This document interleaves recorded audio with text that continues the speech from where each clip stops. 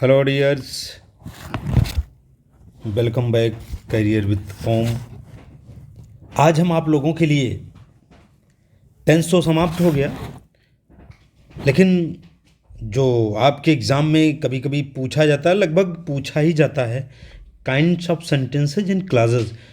Sentence क्या है, class क्या है, और जिसमें हम लोग देखते हैं ना कि noun class, adjective class, adverb class ये आते हैं ना, उसमें से बताना होगा कि ये नाउन क्लास है, एक एडवर्ब क्लास है, एक एडजेक्टिव क्लास। पहले हम लोग पॉइंट पे जाते हैं कि जो आपका क्लास क्या है, सेंटेंस क्या है, क्लास क्या है। तो देखिए, क्लास को हमें जानना होगा कि व्हाट इज़ क्लास। तो क्लास आप जान लीजिए कि ग्रुप ऑफ वर्ड दैट, ये जो ग्रुप होता है, किसका ग्रुप होता है? शब्द का। तो चलते हैं, देखते हैं कि kinds of sentences and classes क्या है, क्लास क्या होता है। ये देखिए, ध्यान दीजिए। तो क्लास हम, जिसको हम हिंदी में उपवाक्य कहते हैं ना, उपवाक्य, वाक्य का आधा काम, अर्थात एक ग्रुप होता है, group of words that forms a part of sentence and has a subject and finite verb of its own is called a class. एक ये ध्यान दीजिए और कुछ मत ध्यान दीजिए कि इसमें जो होता है, एक सब्जेक्ट तो होगा ही होगा, और finite verb is necessary. Finite verb होना मस्ट है। आपको परिभाषा नहीं पूछा जाता है, लेकिन आपको यही बताना होगा कि a group of words that forms a part of sentence. Part एक सेंटेंस का पार्ट होता है, ध्यान दीजिएगा आप लोग। सेंटेंस का एक पार्ट होता है जिसमें एक सब्जेक्ट होता है और एक फाइनाइट वर्ब होती है, उसे हम क्लास कहते हैं।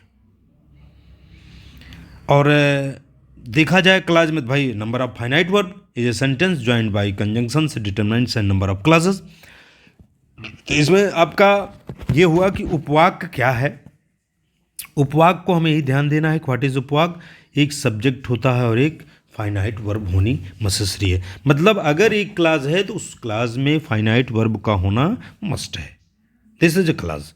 अब हम लोग क्लास की बात आगे बढ़ाते हुए देखते हैं कि क्लास तो हम लोगों ने पढ़ लिया और समझ लिया कि क्लास क्या, क्योंकि और ये क्लास जो है पूर्ण सेंस नहीं देता है। सेंटेंस तो हम जानते हैं कि group of word that makes a complete sense is called sentence, but class क्या है?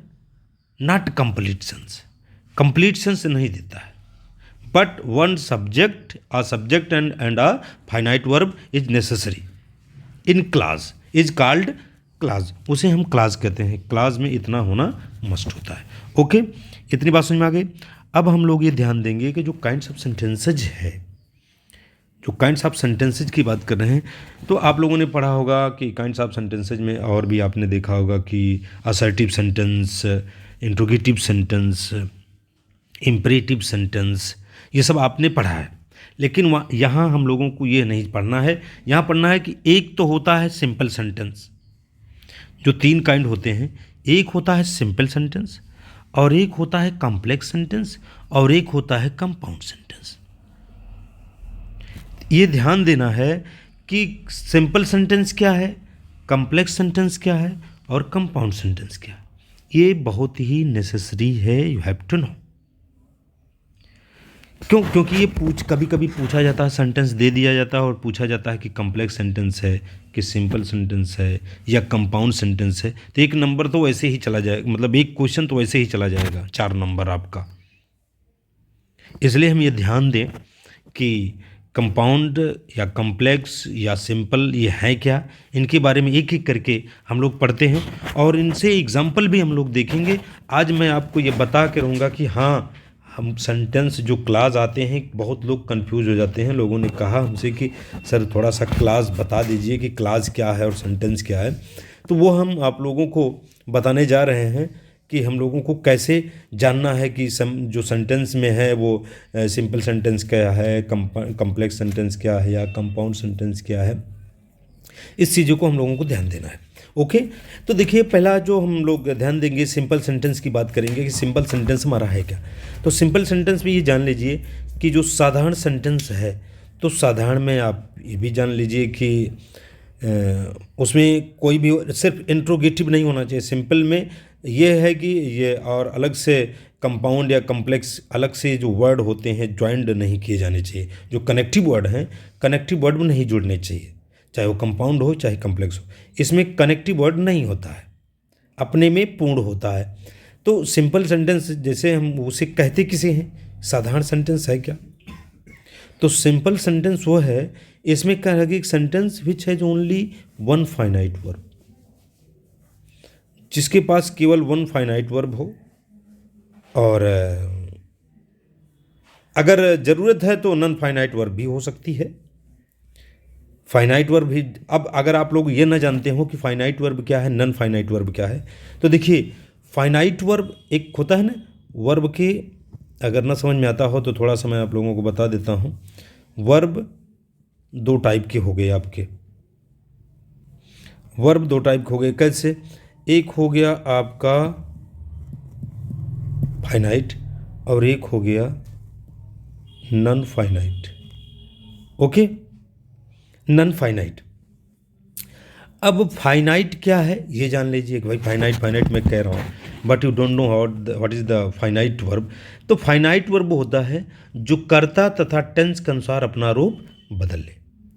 फाइनाइट वर्ब होता, हालांकि हम आप लोगों को वर्ब में जब आप लोगों को पढ़ाएंगे तो उसे पूर्ण रूप से डिटेल बताएंगे और क्या है फाइनाइट क्या नॉन फाइनाइट। बट थोड़ा सा यहाँ इसलिए कि बार बार मैं फाइनाइट वर्ब की चर्चा कर रहा हूँ, ये नॉन फाइनाइट की बात कर रहा हूँ, तो ये ध्यान देना है। तो फाइनाइट वर्ब होता है जो कर्ता तथा टेंस के अनुसार अपना रूप बदल ले। कर्ता अगर एक वचन है तो क्रिया एक वचन की, कर्ता बहुवचन है तो क्रिया बहुवचन की, या टेंस चेंज हुआ तो क्रिया भी चेंज हुई, उसी को हम कहते हैं फाइनाइट वर्ब। जैसे हम कहें कि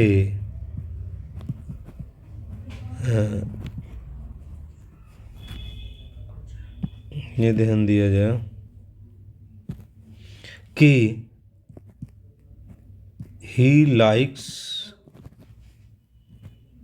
यू।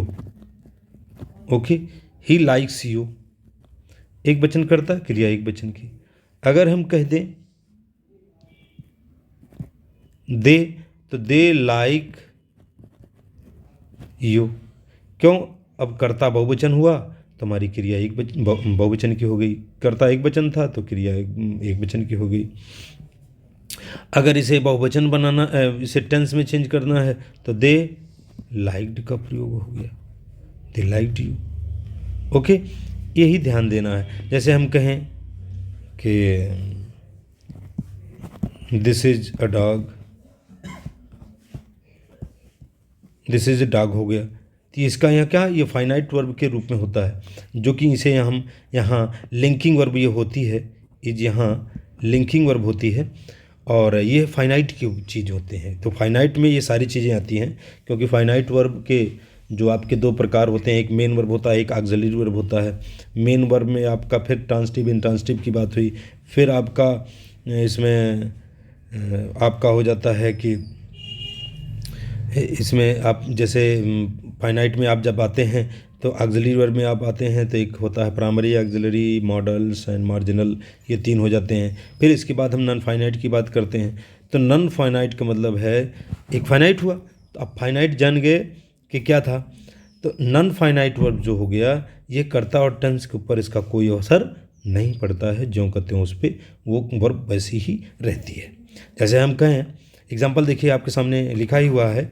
तो सिंपल सेंटेंस पहले आप समझ गए कि सिंपल सेंटेंस में एक जो है आपका सेंटेंस जो होता है, एक फाइनाइट वर्ब होना बहुत ज़रूरी है। सिंपल सेंटेंस में एक फाइनाइट वर्ब होना ज़रूरी है।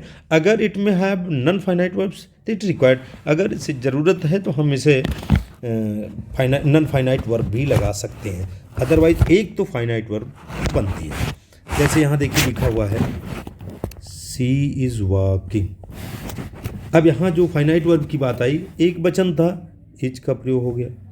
अगर यहाँ आई होता, दे होता तो दे आर वॉकिंग हो जाता। तो इसी को हम यहाँ फाइनाइट वर्ब की बात कर रहे हैं। ओके, सी इज़ वॉकिंग कर रहा है, वो चल रहा है। तो ये आपके सिंपल सेंटेंस के रूप हैं। अगर फिर इसे हम जो नॉन फाइनाइट की बात करते हैं, he has written a letter, ठीक, उन्होंने लेटर को लिखा। देखिए टेंस बदला, हैज हुआ तो रिटर्न हो गया, राइट नहीं बल्कि रिटर्न हो गया। आ लेटर यहाँ हो गया। यहाँ देखिए नन फाइनाइट की बात हुई है, टू हेल्प हिज सन। तो यहाँ देखिए यहाँ हो या ना हो, इतने में आपका पूर्ण सेंटेंस था, लेकिन हम नन फाइनाइट भी ज़रूरत अगर इफ़ रिक्वायर्ड तो you have to use that, तो वहाँ हम यूज कर सकते हैं टू हेल्प हिज सन। तो यहाँ आपका ये क्या हो गया, नन फाइनाइट वर्ब हो गई। नन फाइनाइट का मतलब हो गया कि नन फाइनाइट में आपके 3 पार्ट हो जाते हैं। एक तो इन्फिनिटिव हो जाता है, जो इन्फिनिटिव का यहाँ प्रयोग करके हुआ है। एक आपका होता है जिरंड, जो जिरंडियल नाउन होता है, और एक आपका होता है पार्टिसिपल। तो ये सब मैं आप लोगों को डिटेल में अभी बाद में बताऊंगा, क्योंकि अब यहाँ पहले इस सेंटेंस के बारे में पहले जान लें कि what is simple sentence, what is complex sentence और कंपाउंड सेंटेंस, ये जानना है।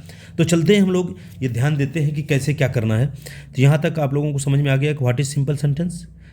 अ simple sentence has only one finite verb is, वो एक फाइनाइट वर्ब होना नेसेसरी है, और अगर इफ रिक्वायर्ड तो you have to use non finite verbs, otherwise no way.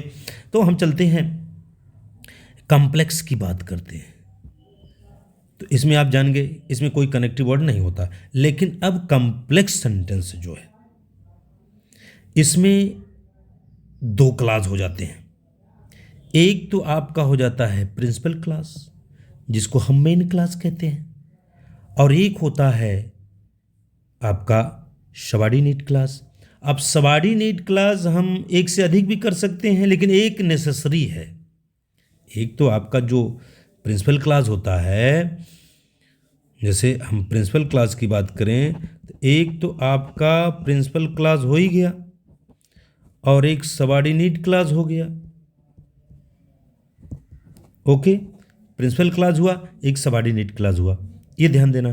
तो जो प्रिंसिपल क्लास है वो और जो सबऑर्डिनेट क्लास है वो, यहाँ 1 और more subordinate clause will be asked, यहाँ एक से अधिक आपके सबऑर्डिनेट क्लास पूछे जा सकते हैं। ओके, अब हम लोग थोड़ा सा पॉइंट पे चलते हैं कि यहाँ ज़्यादा वो हो गया था। अब कॉम्प्लेक्स सेंटेंस है क्या, देख रहे हैं कि complex sentence consist of a principal clause, एक प्रिंसिपल क्लास अर्थात जो हम मेन क्लास की बात करते हैं, अब एक आपका सबऑर्डिनेट क्लास होता है, मोर देन 1 भी हो सकता है, और इसका मतलब होता है it means that a complex sentence has more than 1 finite verb. और जितने भी होंगे, तो जब सबऑर्डिनेट क्लास होंगे तो जाहिर सी बात है कि हम फाइनाइट वर्ब एक से अधिक होंगे। तो जितने भी क्लास होंगे, ये जान लीजिए, जितने क्लास होंगे उतनी फाइनाइट वर्ब लगाना हमें अनिवार्य होता है। और जो सबऑर्डिनेट क्लास है ये ज्वाइंट किया रहता है बाय सबऑर्डिनेट कंजंक्शन के द्वारा। जो सबऑर्डिनेट क्लास है, ये सबऑर्डिनेट क्लास कैसे जोड़ा जाएगा, वो सबऑर्डिनेट कंजंक्शन होंगे, क्योंकि एक सबऑर्डिनेट, आप जानते हैं कंजंक्शन जो है 2 प्रकार के हुए, एक तो कोऑर्डिनेटिंग कंजंक्शन होता है, एक सबऑर्डिनेटिंग कंजंक्शन होता है। तो सबऑर्डिनेटिंग कंजंक्शन में हम देखते हैं, तो सबऑर्डिनेटिंग कंजंक्शन में हम देख रहे हैं कि जो सबऑर्डिनेटिंग कंजंक्शन है वो सबऑर्डिनेट क्लास में जोड़े जाते हैं। ओके, तो सबऑर्डिनेट क्लास में हम सबऑर्डिनेटिंग कंजंक्शन को जोड़ते हैं और जोड़ करके उन्हें बनाते हैं। अब यहीं से हमें नाउन क्लास या एडजेक्टिव क्लास या एडवर्ब क्लास की बात होती है। ओके, ये ध्यान देना है। तो कॉम्प्लेक्स सेंटेंस, जिसको हम हिंदी में जटिल कहते हैं, कॉम्प्लेक्स सेंटेंस को हिंदी में जटिल कहा जाता है। ओके, जटिल कहा जाता है कॉम्प्लेक्स सेंटेंस। तो कॉम्प्लेक्स सेंटेंस में आपका जटिल हो गया। अब जटिलता होती है इसमें, और उसमें हमारा जो कनेक्टिव वर्ड है वो भी ध्यान देना है। आप देख रहे हैं, तो पहले तो ये समझ लीजिए कि कॉम्प्लेक्स सेंटेंस हुआ क्या। तो कॉम्प्लेक्स सेंटेंस में एक प्रिंसिपल क्लास होता है और सबऑर्डिनेट क्लास होती है, और सबऑर्डिनेट एक के अलावा 2 भी हो सकते हैं, मोर देन 1 हो सकते हैं, इसमें कोई दिक्कत नहीं होती है। और कॉम्प्लेक्स सेंटेंस अगर जितने होंगे तो मोर देन 1 फाइनाइट वर्ब, तो हम एक फाइनाइट वर्ब उससे अधिक लगाएंगे, तो फाइनाइट वर्ब हमारा लगना है। और सबऑर्डिनेट क्लास जो होता है हम किससे जोड़ते हैं, सबऑर्डिनेटिंग कंजंक्शन से। वो हमारे सबऑर्डिनेटिंग कंजंक्शन हैं कौन, उससे हम जोड़ने की बात करते हैं। तो सबऑर्डिनेटिंग कंजंक्शन आपके देखिए ये हो गया आई नो, इसके बाद देखिए दैट लगा हुआ है, ही is a good man. Okay, ये जो आपका सबऑर्डिनेट कंजंक्शन है ये आपका क्या हो गया, दैट, दैट को जोड़ा गया है। प्रिंसिपल क्लॉज क्या है, आई नो, मैं जानता हूँ, ये पूर्ण अपने, और ही इज़ अ गुड मैन। अगर हम कहें आई know that he is a good man, तो अब इसमें जो है आपका एक सबऑर्डिनेट क्लॉज हुआ, एक प्रिंसिपल क्लॉज हुआ, इस तरह से ध्यान देना हमें। फिर आई नो द मैन हु, यहाँ आपका सबऑर्डिनेटिंग कंजंक्शन जोड़ा गया है, आई know the man who was here last month, जो पिछले मंथ यहाँ था। तो यह जो आपका सबऑर्डिनेटिंग कंजंक्शन है ये जोड़े जा रहे हैं। इसी के थ्रू बताएंगे कि हाँ ये नाउन क्लॉज बनता है कि एडजेक्टिव क्लॉज बनता है। पहले हम कॉम्प्लेक्स सेंटेंस को समझ लें। अगर इस तरह से जुड़ा है, हु जुड़ा है, दैट जुड़ा है, इस तरह के अगर हैं तो ये मान के चलिए वो कंपाउंड कॉम्प्लेक्स सेंटेंस की बात करेंगे। और यहाँ देखिए कामा भी लगा है कॉम्प्लेक्स की बात, और देखिए यही कामा अगर हम यही पहले कह देते कि I shall help you with money when you do this work, ये आपका सबऑर्डिनेट हो गया। यहाँ जो व्हेन लगा है तो ये हम ऐसे भी लिख सकते हैं कि I shall help you with money when you do this work. तो इस तरह से हम लिख सकते हैं। इन्होंने पहले कर दिया कि when you do this work. अगर पूछे कि इसमें कौन सा प्रिंसिपल क्लॉज है, कौन सबऑर्डिनेट क्लॉज है, तो ये आपका हो गया सबऑर्डिनेट, ये हो गया प्रिंसिपल। ओके, ये हो गया आपका प्रिंसिपल क्लॉज। ये सारी चीज़ें हमें ध्यान देना है कि प्रिंसिपल क्लॉज और सबऑर्डिनेट क्लॉज, और सबऑर्डिनेट क्लॉज को हम सबऑर्डिनेटिंग कंजंक्शन से जोड़ते हैं। ओके, इतनी बात समझ में आई। कॉम्प्लेक्स सेंटेंस क्या है, इसको हिंदी में जटिल कहते हैं। और इस तरह का अगर सेंटेंस लगा हुआ है और ये पूछे कि कौन सा सेंटेंस है तो तुरंत बता दीजिए कि इसमें कॉम्प्लेक्स सेंटेंस है, कंपाउंड मत बताइए, क्योंकि इस तरह से भी पूछा जाता है कि कंपाउंड सेंटेंस कौन है और कॉम्प्लेक्स सेंटेंस कौन है। Okay, are you getting any problem? तो आगे लेट अस गो अहेड, आगे हम लोग बढ़ते हैं और देखते हैं कि ये कंपाउंड सेंटेंस क्या होता है। कॉम्प्लेक्स सेंटेंस के बारे में आप लोग आई थिंक समझ गए होंगे, इसमें आप लोगों को कोई दिक्कत नहीं होगी। आपका कनेक्टिव वर्ड भी बता देगा कि कंपाउंड सेंटेंस है कि कॉम्प्लेक्स सेंटेंस है। ओके, कंपाउंड सेंटेंस और कॉम्प्लेक्स सेंटेंस, ये ध्यान देना है। तो जैसे हम अब कॉम्प्लेक्स सेंटेंस की बात हो गई, जो इस तरह से जुड़ा हुआ है, ये इस टाइप के हमारा कॉम्प्लेक्स सेंटेंस बनते हैं, कंपाउंड सेंटेंस नहीं बनाते हैं। कंपाउंड सेंटेंस बनता कैसे, ये ध्यान देना है, जिसको हम हिंदी में मिश्रित उपवाक्य कहते हैं, मिश्रित वाक्य कहते हैं, मिश्रित हिंदी में कहते हैं, हिंदी में से हम मिश्रित कहते हैं। तो मिश्रित वाक्य आपका हो गया। तो मिश्रित वाक्य में क्या होता है, इसका जो इसमें क्या काम करना है कि compound sentence consist of two और मोर प्रिंसिपल क्लॉज, इसमें जो है आपके प्रिंसिपल क्लॉज की ही ज़रूरत पड़ती है, और इसमें जो कोऑर्डिनेटिंग कंजंक्शंस हैं वो जोड़े जाते हैं। यहाँ सबऑर्डिनेटिंग कंजंक्शन जोड़े गए और यहाँ आपके जो कोऑर्डिनेटिंग कंजंक्शन हैं वो जोड़े गए, और this clauses are joined by coordinating conjunctions. यहाँ सबऑर्डिनेटिंग कंजंक्शन, ध्यान देना, सबऑर्डिनेटिंग कंजंक्शन से ज्वाइन किया गया है और यहाँ कोऑर्डिनेटिंग कंजंक्शन से ज्वाइन किया गया है। जो कोऑर्डिनेटिंग कंजंक्शन से ज्वाइन किया जाता है उसे हम कंपाउंड सेंटेंस कहेंगे, और कॉम्प्लेक्स सेंटेंस उसे कहेंगे जो सबऑर्डिनेटिंग कंजंक्शन से आपके जोड़े जाएंगे। इतनी बात समझ में आ गई। तो कंपाउंड सेंटेंस में कंसिस्ट ऑफ टू और more principal clause, this clauses are joined by coordinating conjunctions. तो ये इसमें हम कोऑर्डिनेटिंग कंजंक्शन की बात करते हैं, और वो coordinating conjunction you have to recognise that, उसे आपको पहचानना होगा कि कोऑर्डिनेटिंग कंजंक्शन है क्या, कौन है कोऑर्डिनेटिंग कंजंक्शन। क्योंकि सबऑर्डिनेटिंग कंजंक्शन आप जान गए, लेकिन कोऑर्डिनेटिंग कंजंक्शन क्या है। तो कोऑर्डिनेटिंग कंजंक्शन अगर इस तरह से शब्द जुड़ा है, कोऑर्डिनेटिंग कंजंक्शन ये होता है कि दोनों आपके बराबर होते हैं, इसमें प्रिंसिपल क्लॉज ही होता है, इसमें सबऑर्डिनेट क्लॉज करने की ज़रूरत नहीं पड़ती है, ये ध्यान देना है। तो जैसे एंड हुआ, बट हुआ, सो हुआ, देयरफॉर हुआ, अदरवाइज हुआ, आर हुआ, एल्स हुआ, नार हुआ, व्हाइल हुआ, फार हुआ, या वेयर एज हुआ, स्टिल हुआ, yet, nevertheless, however, as well as, all the same, indeed, but, otherwise, मतलब आर एल्स होता है वैसी। ये सारी चीज़ें आपकी कंपाउंड सेंटेंस के जोड़ने वाले कोऑर्डिनेटिंग कंजंक्शन हैं। These words are coordinating conjunction of joined that compound sentence. Compound sentence को हम लोग जोड़ते हैं। ओके, इतनी बात समझ आएगी नहीं? कंपाउंड सेंटेंस क्या है, कॉम्प्लेक्स सेंटेंस क्या है, इतनी बात आप लोगों के समझ में आई कि नहीं आई? आ गई हो तो कमेंट करके ज़रूर बताइए, और नहीं समझ में आया होगा तो डाउट मैं आप लोगों को ज़रूर बताऊंगा कि आपको जहाँ डाउट होगा वो कमेंट बॉक्स में आप दे देना, तो मैं आप लोगों का आंसर दे दूंगा कि हाँ। और एक बात और ध्यान दीजिए, सभी लोग अब जितने भी सोच रहे हो कि कैसे एडमिशन कब लें क्या करें, तो आप करियर विथ होम में जाइए, वहाँ सब लिंक बना हुआ है, उसमें नंबर है, व्हाट्सअप नंबर है, कॉल करके उनसे संपर्क करिए और जल्दी से जल्दी ज्वाइन हो जाइए डियर। और क्लास रेगुलर चलेगी, ये मत सोचना कि क्लास रेगुलर नहीं चलेगी, कभी कभार नहीं चलती तो भाई सबके पास कोई ऐसी समस्याएं आ जाती हैं तो आदमी नहीं चला पाता। अदरवाइज़ क्लास रेगुलर आप लोगों ने देखा होगा कि क्लास रेगुलर चल रही है, क्लास में कोई दिक्कत नहीं है। हाँ, आप लोगों को जो समझ, अब 10th से जो हम लोगों ने पढ़ा है उसको आप लोग रिवीजन करते रहिए, और उससे श्योर अनसर्टेन है will be asked in your examination, आप में पूछा जाएगा, और अगर आप ध्यान से रिवीजन कर लेंगे तो नो डाउट कि आप नहीं कर पाएंगे, वो कर ही लेंगे। अब यहाँ देखिए, जो कंपाउंड कॉम्प्लेक्स से जिससे क्वेश्चन पूछता उतने बता रहा हूँ मैं, कंपाउंड कॉम्प्लेक्स से रिलेट हम आप लोगों को फिर एक्सरसाइज लेके आएंगे कि हाँ ये कंपाउंड है कि कॉम्प्लेक्स है या फिर ये सिंपल है। इस तरह के सेंटेंस को मैं आपके सामने लाऊंगा और आपको पहचानना होगा, तब देखना कि हम पहचान पा रहे हैं कि नहीं पहचान पा रहे हैं इस बताने के अनुसार, मेरे अनुसार कि मैंने अगर समझाया और आपको समझ में आया है तो कैसे समझ में नहीं आया है, और समझना चाहोगे तो आई थिंक कि समझ में आ ही जाएगा।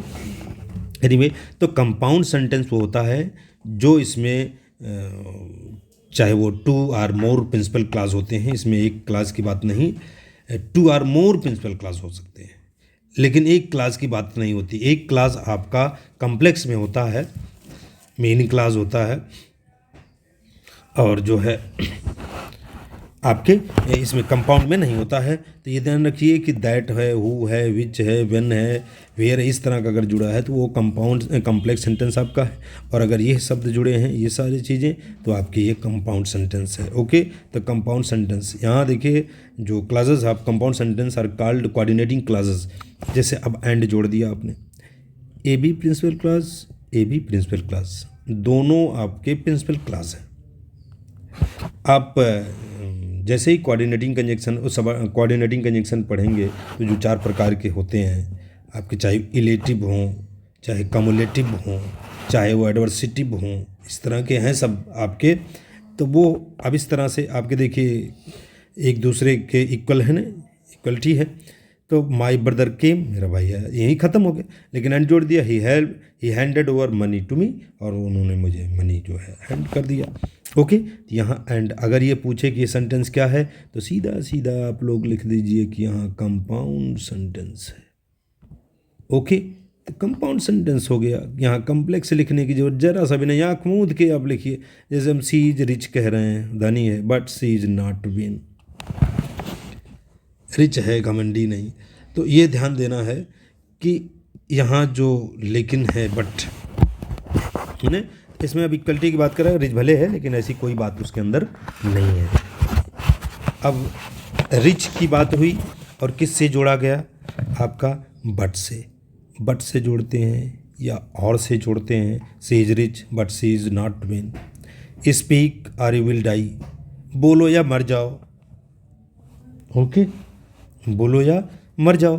तब बोलो या मर जाओ, इसका यहाँ जो है आपका, ये भी एक आपका पूरा हो गया, और यू विल डाई हो गया, ये भी आपका सेंटेंस हो गया।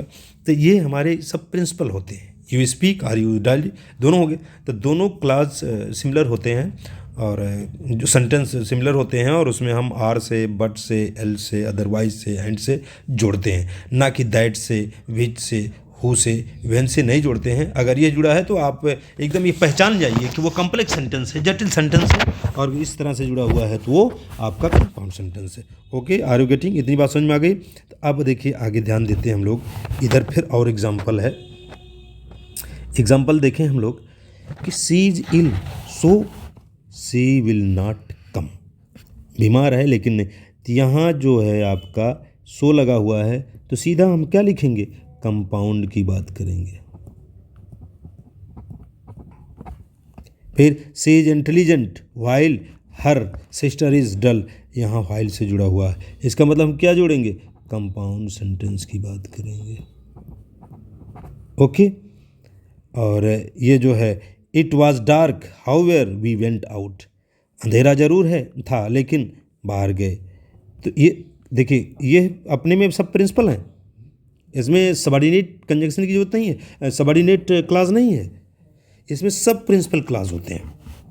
और आपके जो क्लास वो आपका कॉम्प्लेक्स है उसमें एक प्रिंसिपल क्लास होता है और यहाँ और सबऑर्डिनेट क्लास कई हो सकते हैं, तो इस तरह से ध्यान देना है। और इस शब्दों से ये सबसे अच्छी पहचान है, हम पहचानने के लिए आप लोगों को बता रहे हैं कि एग्ज़ाम में आपको कैसे पहचान के आपको उत्तर दे देना है, और कुछ नहीं करना है बाबू कि आप ज़्यादा जानने की कोशिश करें, क्योंकि ज़्यादा जानने की कोशिश करेंगे तो नॉलेज होगा, लेकिन ये कोई ज़रूरी नहीं कि जाके वहाँ कन्फ्यूज हो जाओ। तो ये शब्द जुड़ा है, सो जुड़ा, वाइल जुड़ा, हाउएवर जुड़ा, या he was convicted as well as fined, तो ये जो एज वेल एज जुड़ा आपका, तो ये आपका कंपाउंड हो गया, ये आपका कंपाउंड हो गया। I was feeling tired all the same I went to office, सब अपने में ये प्रिंसिपल है। इसको जोड़ने वाला क्या है आपका, कंपाउंड सेंटेंस करा, इसको जोड़ने वाला क्या है, कोऑर्डिनेटिंग कंजंक्शन है। सबऑर्डिनेटिंग कंजंक्शन कॉम्प्लेक्स में होगा और कोऑर्डिनेटिंग कंजंक्शन आपके कंपाउंड में होगा, ये ध्यान रखना। It is cold Indeed but I will go, ठंडी ज़रूर है वास्तव में लेकिन जाएंगे हम, बाहर जरूर जाएंगे। ओके, तो यहाँ ये बट जुड़ा, ऑल द सेम जुड़ा, एज वेल एज जुड़ा, वाइल जुड़ा, हाउएवर जुड़ा, सो जुड़ा। अदरवाइज इस तरह के अगर वो आपके कंजंक्शन जुड़े हैं, कंजंक्शन आपके हो भी था, व्हाट भी है, विच भी है, दैट भी है, लेकिन वो कैसे हैं, सबऑर्डिनेटिंग कंजंक्शन की बात कर रहे हैं, उसके लिए हम कंपाउंड की बात करेंगे। ओके, इतनी बात समझ में आई कि नहीं आई, और ये जो है आपके कंपाउंड सेंटेंस की होगी। अब थोड़ा सा हम लोग जो कॉम्प्लेक्स सेंटेंस की बात हम कर रहे थे, कंपाउंड सेंटेंस तक समझ में आ गया, कॉम्प्लेक्स सेंटेंस आया, कंपाउंड सेंटेंस, थोड़ा सा हम और कुछ जान लेते हैं कंपाउंड सेंटेंस के, कॉम्प्लेक्स सेंटेंस के बारे में। कंपाउंड सेंटेंस तो पर्याप्त है, इतनी चीज़ें हो गई, तो थोड़ा सा हम लोग जान लेते हैं कॉम्प्लेक्स सेंटेंस के बारे में। तो कॉम्प्लेक्स सेंटेंस क्या है, कॉम्प्लेक्स सेंटेंस में ही हम लोग ये ध्यान देते हैं कि अब उसमें कॉम्प्लेक्स सेंटेंस में कौन सा प्रिंसिपल क्लास है, कौन सा आपका सबऑर्डिनेट क्लास है, क्योंकि सबऑर्डिनेट क्लास को ही सबऑर्डिनेटिंग कंजंक्शन जोड़ता है, ये कॉम्प्लेक्स सेंटेंस की बात है। और आपका कंपाउंड सेंटेंस में वो आपका कोऑर्डिनेटिंग कंजंक्शन जोड़ता है, ना कि सबऑर्डिनेटिंग कंजंक्शन जोड़ता है। और कोऑर्डिनेटिंग कंजंक्शन क्या है, व्हाइल है, वेयर है, सो। कोऑर्डिनेट मतलब होता है पैरेलल में किसी चीज़ को जोड़ना। अब वो पैरेलल में चाहे वो विरोधी हो, चाहे वो इलेटिव हो, चाहे वो एडवर्सिटिव हो, चाहे वो कम्युलेटिव हो, किसी का प्रयोग हम कर सकते हैं। ओके, अब देखिए हम कॉम्प्लेक्स सेंटेंस की बात करते हैं। कॉम्प्लेक्स सेंटेंस में और क्या चीज़ें जानना हमें, कि जब हम कॉम्प्लेक्स सेंटेंस देखते हैं तो उसमें क्लास अधिक होते हैं। तो एक प्रिंसिपल क्लास होता है, आप जानते हैं, प्रिंसिपल क्लास होता है, और उसके साथ एक से अधिक सबऑर्डिनेट क्लास होता है, ये ध्यान देना। और उसे हम कॉम्प्लेक्स सेंटेंस कहते हैं, इतना हम लोगों ने पढ़ लिया है। तो वो कितने प्रकार के होते हैं, there are 3 kinds of subordinate clause joined by their respective subordinating conjunctions. वो सबऑर्डिनेटिंग कंजंक्शन जो है 3 प्रकार के कौन कौन से हैं, ये ध्यान देना है। ओके, तो 3 जो प्रकार के हैं, ओके, तो 3 प्रकार के आपके ध्यान देना है। अब ये सेंटेंस तो बता दे रहा हूँ, लेकिन अब तीनों प्रकार हम लोग कल पढ़ेंगे, लेकिन इतना आप जैसे I know that he is a good boy हो गया, I know the man who was here yesterday, when you do this work I shall give you. अब इसमें ये बताना होगा कि कौन सा नाउन क्लास है, कौन सबऑर्डिनेट क्लास है, कौन सा नाउन क्लास है, कौन एडजेक्टिव क्लास है, कौन एडवर्ब क्लास है, इस टाइप का हमें ध्यान देना है। ओके, तो ये चीज़ हम आप लोगों को फिर जो है पढ़ाएंगे, क्योंकि समय नहीं है, क्लास दूसरा चलना है। ओके, इतनी चीज़ आप लोग ध्यान दीजिए। अगर नहीं आएगा तो कल हमको आप लोग कमेंट करके ज़रूर बता दीजिएगा कि हाँ मेरे समझ में नहीं आएगा। तो ये ध्यान रखना, सिंपल सेंटेंस, कंपाउंड सेंटेंस, फिर से आप लोग देख लीजिए कि देखिए सिंपल सेंटेंस क्लास को हमने बताया जाए उपवाक्य है, तो उपवाक्य क्या होता है, इसमें एक सब्जेक्ट और एक finite verb is necessary, that is called class. मतलब कि जो पार्ट ऑफ सेंटेंस है has a subject and a finite verb of its own is called class, उसे हम क्लास कहते हैं। और देखिए फिर हमें ध्यान देना है कि जब सेंटेंस हम लोगों ने ध्यान दिया तो सिंपल, कॉम्प्लेक्स एंड कंपाउंड। तो सिंपल आपने ध्यान दिया कि एक फाइनाइट वर्ब और एक आपका सब्जेक्ट होना है। Non finite verb you can, if you required तो यू कैन यूज़ दैट, कर सकते हैं, अदरवाइज कोई बात नहीं है। कॉम्प्लेक्स सेंटेंस में हम लोगों ने देखा कि सबऑर्डिनेटिंग कंजंक्शन से जोड़ा जाता है, कोऑर्डिनेटिंग कंजंक्शन से नहीं जोड़ा जाता है। सबऑर्डिनेट क्लास को हम सबऑर्डिनेट कंजंक्शन से जोड़ते हैं, और कोऑर्डिनेट कंजंक्शन में, कंपाउंड सेंटेंस में हम कोऑर्डिनेट कंजंक्शन से जोड़ते हैं, सबऑर्डिनेट कंजंक्शन से नहीं जोड़ते। ये ध्यान दे दीजिए, क्योंकि इसकी परिभाषा रूप में कई चीज़ भर के दे देगा। कंपाउंड सेंटेंस कैसे कैसे जोड़े जाते हैं, तो वो इस तरह का एग्जांपल दे देगा। तो कंपाउंड कॉम्प्लेक्स सेंटेंस समझ लीजिए, सिंपल की कोई बात नहीं है। और फिर अब इसके बारे में हम लोगों ने देखिए, कंपाउंड सेंटेंस के बारे में कई चीज़ों को हमने पढ़ा ही। तो सब ये कंपाउंड सेंटेंस हैं, ये वर्ड जुड़े हैं तो तुरंत आगमोद के आप कंपाउंड सेंटेंस लगाइए, ओके। और फिर हम लोग इतना पढ़े, फिर इतनी चीज़ें, और कॉम्प्लेक्स सेंटेंस में कल हम फिर आप लोगों को इसके बारे में बताएंगे, समय अब कम है। और कल हम लोग फिर इसको देखते हैं कि जो कॉम्प्लेक्स सेंटेंस है उसके बारे में क्या क्या और पढ़ लेना है। कॉम्प्लेक्स सेंटेंस में आपको और सारी चीज़ें पढ़ लेनी है, बाकी हम और आगे पढ़ाएंगे, इसको जान लेना है। जो जो क्वेश्चन जैसे आना है वही क्वेश्चन मैं आपको बता रहा हूँ, क्योंकि उतने ही पढ़ने की ज़रूरत है, okay. Thank you, best of luck, wish you all the best my dear student.